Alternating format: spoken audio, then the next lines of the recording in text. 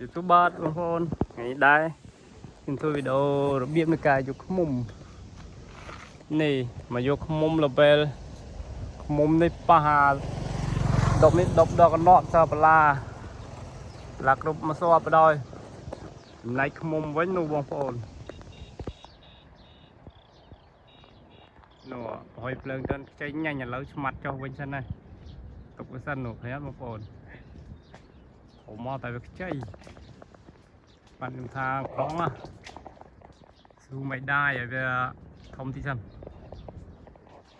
តែណាឃ្មុំនៅជាមួយក្រងទេម៉ែអើយសិតតែក្រងសម្បុកប៉ុណ្ណានេះតែសម្បុកក្រងដល់កណត់នេះសម្បុកក្រងប៉ុណ្ណានេះពេលចឹងឆ្មាត់ខ្ញុំស៊ូមិនได้ច្រឡំស៊ូមិនបានច្រឡំនិយាយភាសាចោល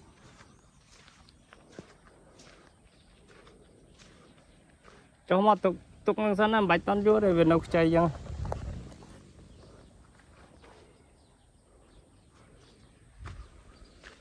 ได้แล้วបងប្អូនអើយខ្ញុំយកមកសបុកមុននោះប៉ុណ្ណានៃតែវាអត់ខ្ចីទេវាពេញក្បាលទឹកតែនេះសបុកនេះខ្ចីញ៉ាំ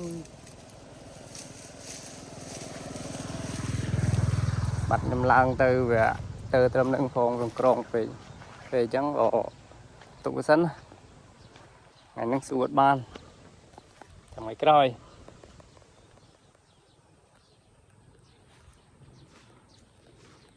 ដាក់រុំអាផ្សេងមើលគេលោកឃើញសបុកទៀតថ្ងៃនេះជួប3សបុកនោះបង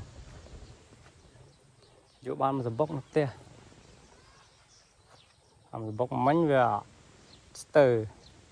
អាសបុកទៀតនៅនោះលើដើមបលានេះបលាថ្មីយកវាកើតអាហ្នឹងកាត់ចាំយើងយក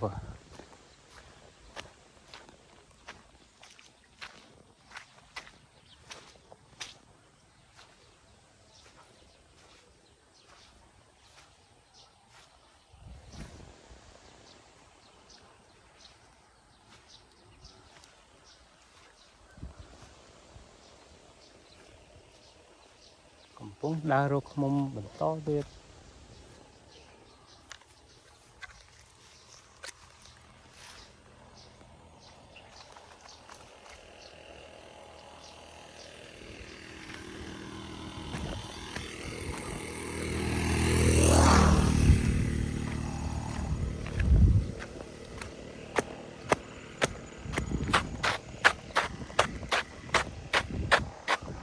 មិនចាយើង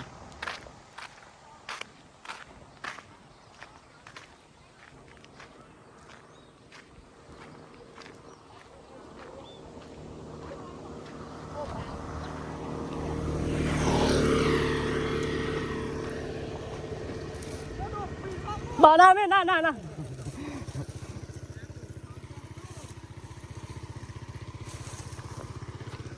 ទីទៀតណា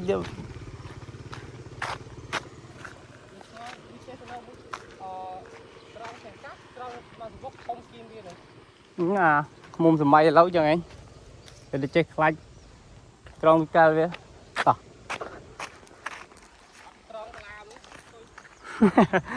ដល់កណត់10បលាចាំតែមិញ2សបុកនៅអាលើដើមនេះមួយសបុកអាទៅនឹងមួយសបុកឥឡូវនៅមួយសបុកសិនអាបុកនេះអត់តាន់មកទេកាន់ហ្នឹងគេច្រឡំបាទវីដេអូខ្ញុំមានតែប៉ុណ្្នឹងសូមជម្រាបលាបាទ